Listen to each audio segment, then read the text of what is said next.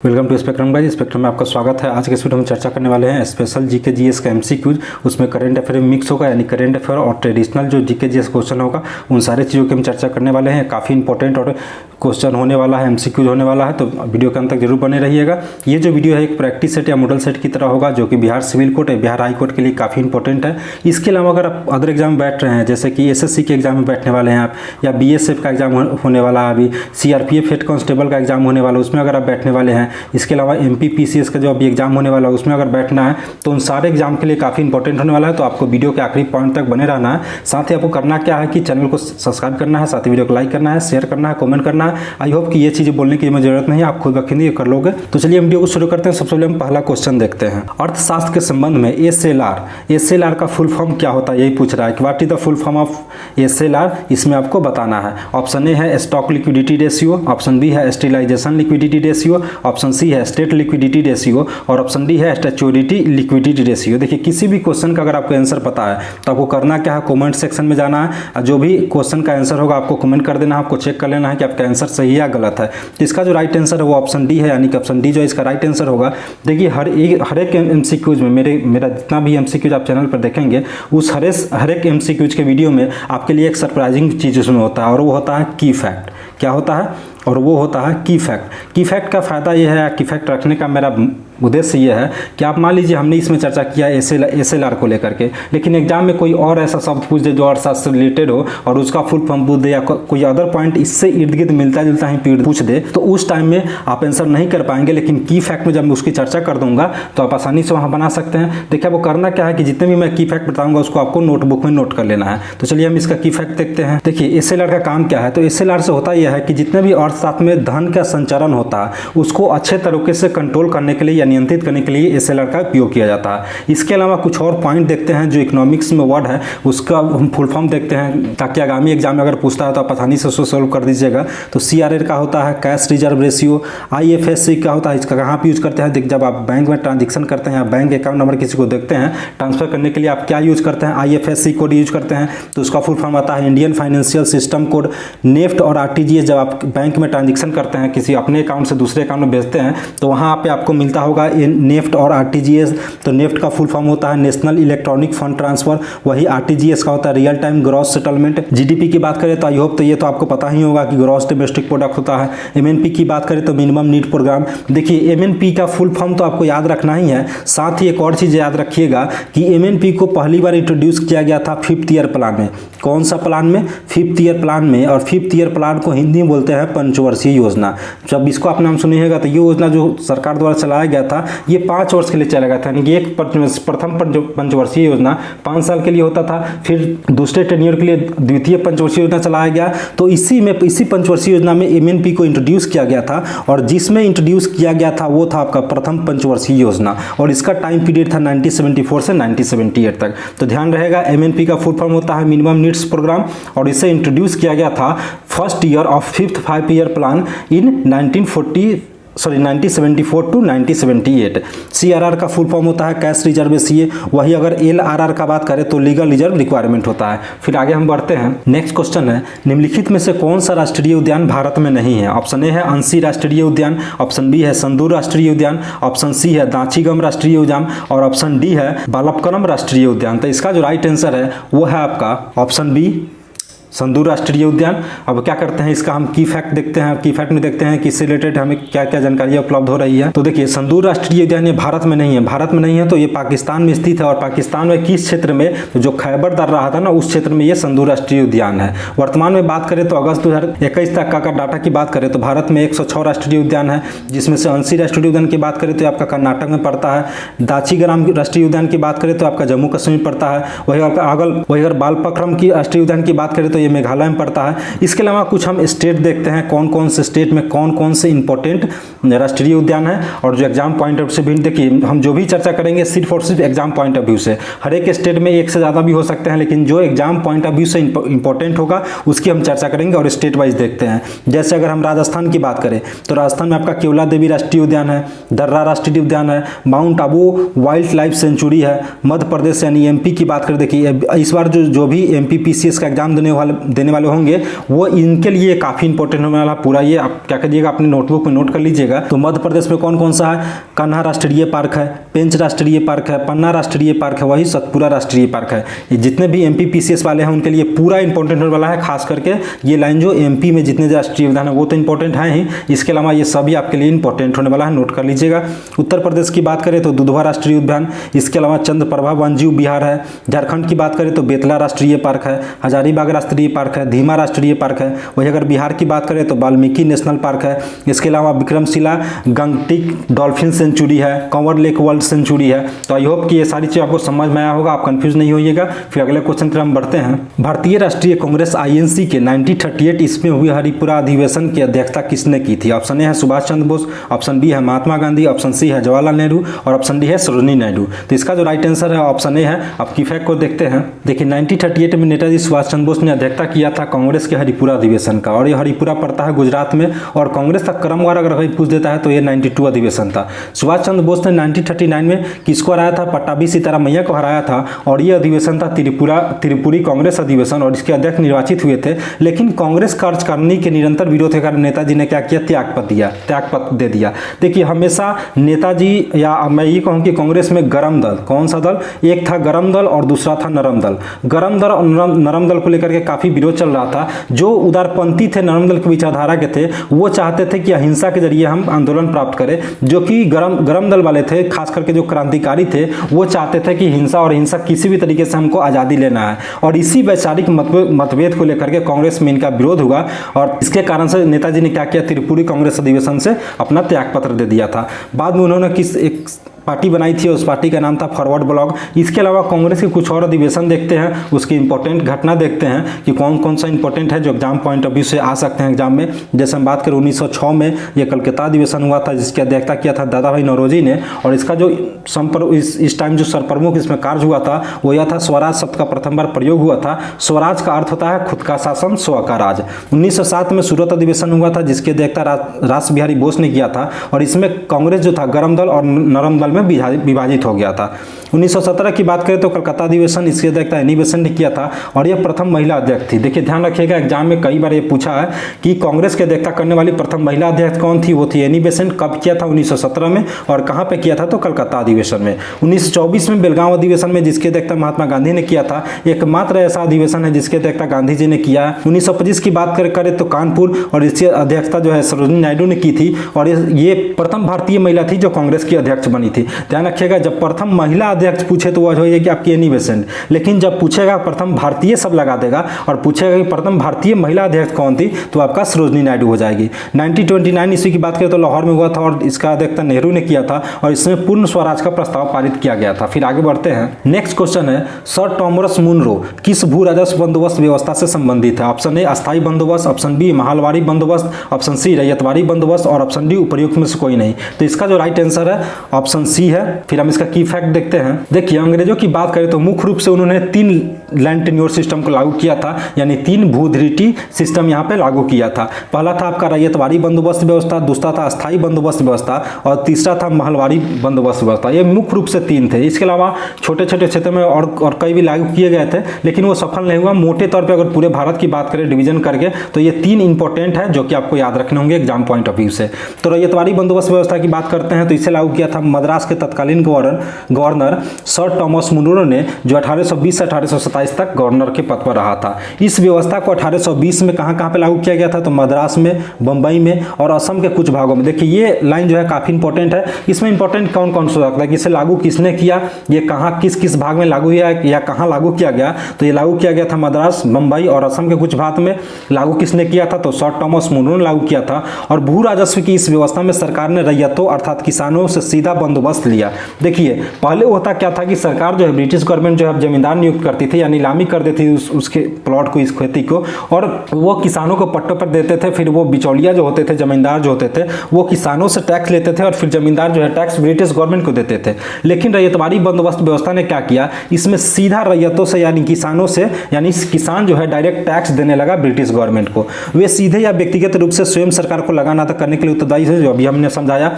इस प्रथा में जमींदारों के स्थान पर किसानों को अपनी भूमि का मालिक बना दिया। है। अब सीधी सी बात है, बीच में जो बिचौलिया होते थे, जो जमींदार होते थे, जब उनका रोल ही खत्म हो गया तो किसान जो है अपने भूमि के स्वयं मालिक हो गए।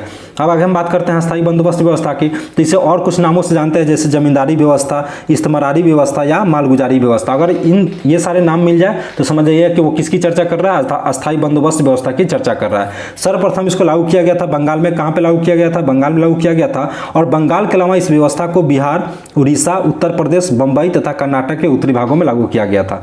देन बात करते हैं महलबारी व्यवस्था की, तो इसे लागू किया था लॉर्ड हेस्टिंग के काल में। ब्रिटिश सरकार ने भू राजस्व की वसूली के लिए भू राजस्व व्यवस्था को संशोधित कर के रूप में लागू किया, जिसे महलबारी बंदोबस्त कहा गया। और यह व्यवस्था कहाँ का लागू हुआ? तो यह मध्य प्रांत में लागू हुआ, यूपी के आगरा में लागू हुआ, फिर पंजाब में लागू किया गया था। देखिए इस व्यवस्था में होता क्या था, इस व्यवस्था में भू राजस्व का बंदोबस्त एक पूरे गाँव या उसका महाल या जमींदार के रूप में, यानी कि सीधे समझिए जो गाँव का प्रधान होता था ना, जिसे महाल कहते थे, वो टैक्स लेता था पूरे गाँव के किसानों से और फिर वो ब्रिटिश गवर्नमेंट को पे करता था। फिर नेक्स्ट क्वेश्चन है, बुद्ध की मृत्यु के पश्चात प्रथम बौद्ध संगीति की अध्यक्षता किसने किया था? ऑप्शन ए है महाकश्यप ने, ऑप्शन बी है स्थूलभद्र ने, ऑप्शन सी है मोगलीपुत्र तीस ने, ऑप्शन डी है वसुमित्र ने। तो इसका जो राइट आंसर है ऑप्शन ए है। फिर की फैक्ट को देखते हैं। देखिए टोटल 4 बौद्ध संगीतियां हुआ है। कितने बौद्ध संगीति हुई है? 4 बौद्ध संगीति हुई है। तो इसमें हम ये देखेंगे कि संगीति और उसके वर्ष कौन से है, उसके अध्यक्ष की अध्यक्षता किसने की, कहाँ पे हुआ, उस समय शासक कौन था और निष्पादित कार्य कौन था, ये सारी चीजें हम इसमें देखने वाले हैं। तो बात करते हैं प्रथम बौद्ध संगीति की, तो यह हुआ था 483 ईसा पूर्व में,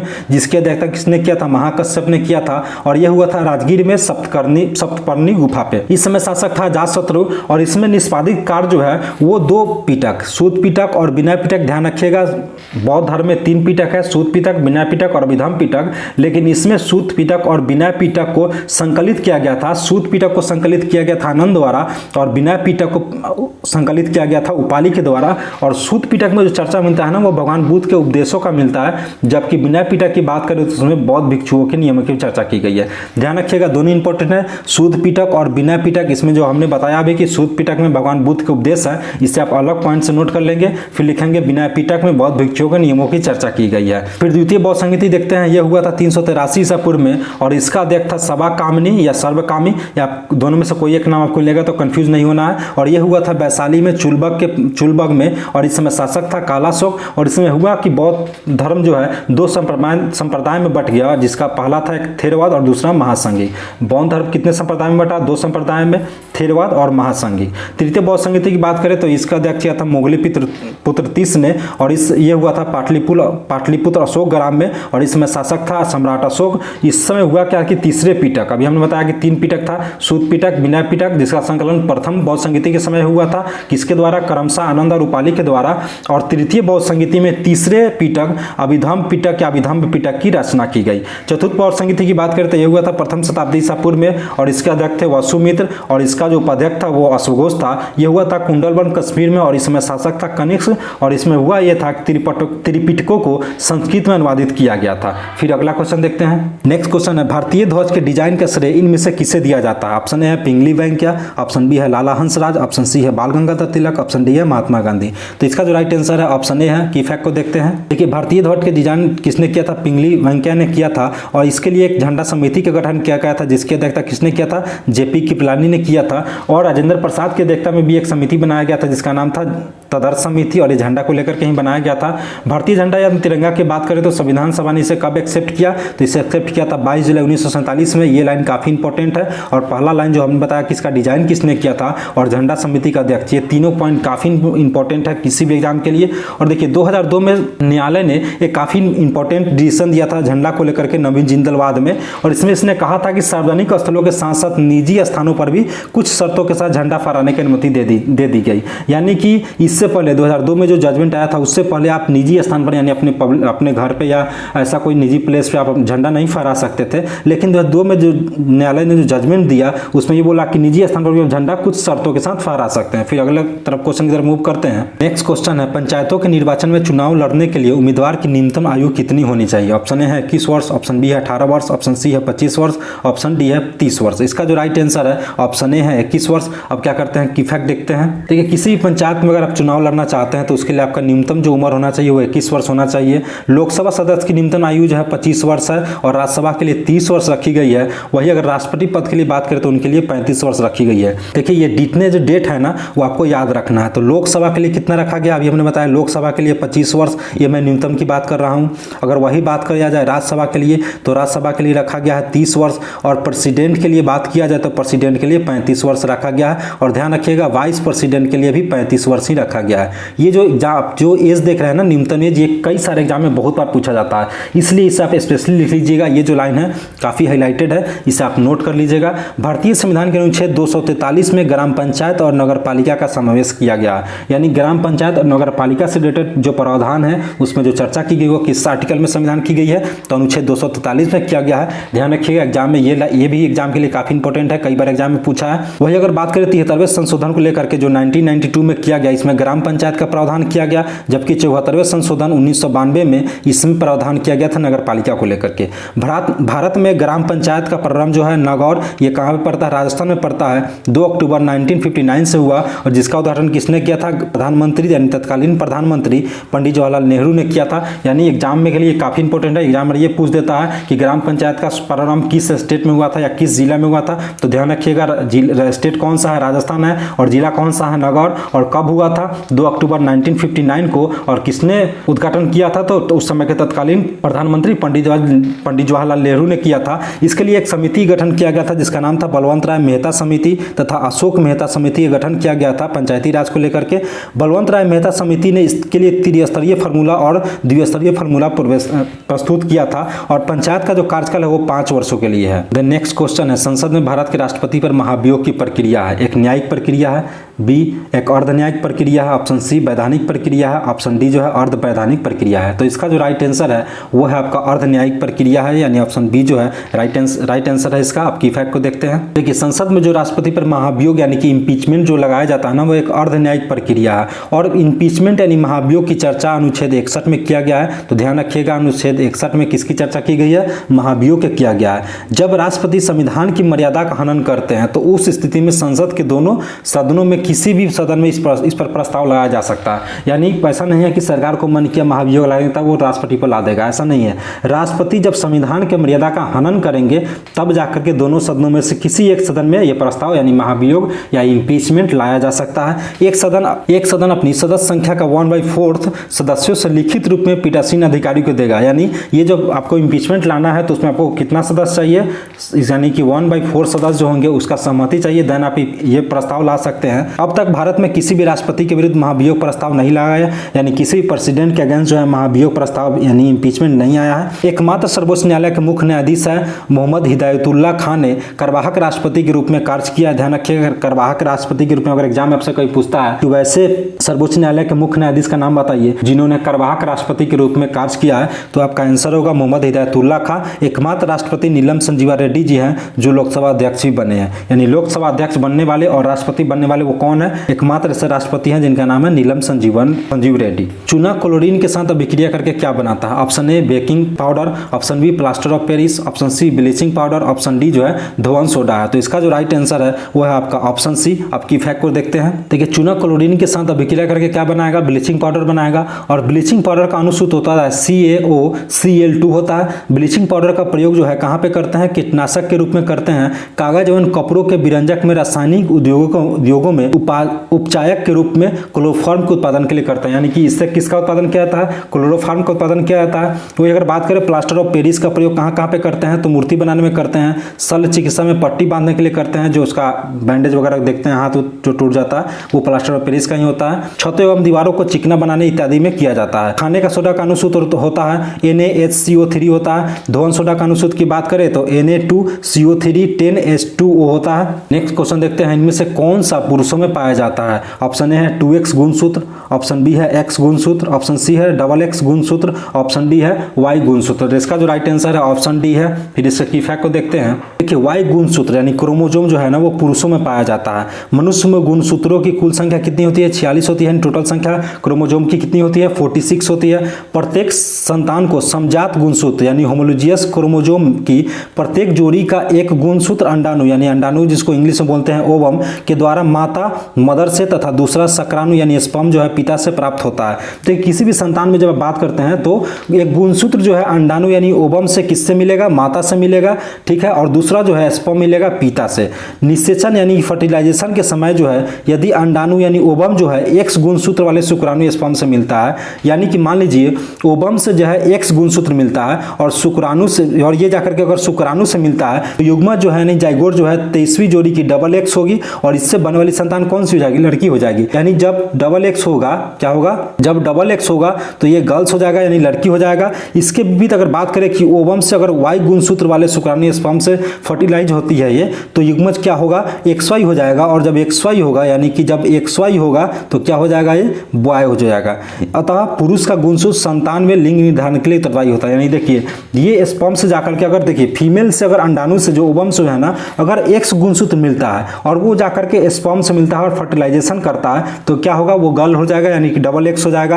अगर वही गुणसूत्र की हम बात करें कि जो ओवम जो है अगर वाई गुणसूत्र यानी वाई क्रोमोसोम रिलीज करता है और वो जब शुक्राणु से जाकर के फर्टिलाइज होगा तो क्या हो जाएगा, XY होगा, और XY बनने की वजह से क्या होगा कि वो लड़का जो है लड़का हो जाएगा यानी बॉयज होगा। देखिए यहाँ पे इस फिगर को आप देखिएगा तो देखिए आपका स्पर्म का फिगर है और ये आपका ओवम का फिगर है, और इसमें आप देखिए यहाँ पे फर्टिलाइजेशन देख सकते हैं। ये जो एरिया है ना यहीं पे फर्टिलाइजेशन होता है। कहाँ पे होता है, फर्टिलाइजेशन होता है। इसे आप देखिए जब आप अपने फिंगर को डाउन कर लीजिएगा तो कुछ इसी प्रकार का होता है, और ये जो है ना ओवरी इसी को बोलते हैं, और ये ओवरी को कस के पकड़े हुए रहता है। यानी कि जब यहाँ से जब पेनिस के जरिए जब यहाँ पे स्पर्म रिलीज होता है तो फिर यहाँ पे ये मिल करके इस रास्ते से होते हुए यहाँ पर आके फर्टिलाइजेशन का प्रोसेस करते हैं। नेक्स्ट क्वेश्चन है इथेनॉल का सूत्र क्या होता है। ऑप्शन ए है CH5OH, ऑप्शन बी है CH3 CH2OH2, ऑप्शन सी है C2H6OH, ऑप्शन डी है C2H5OH। इसका जो राइट आंसर है वो है आपका C2H5OH। इसके अलावा कुछ और महत्वपूर्ण रासायनिक सूत्र देखते हैं, जैसे इथेनॉल हो गया C2H5OH होता है, एसिटिलीन की बात करें तो C2H2 होता है, बेंजीन की बात करें तो C6H6 होता है,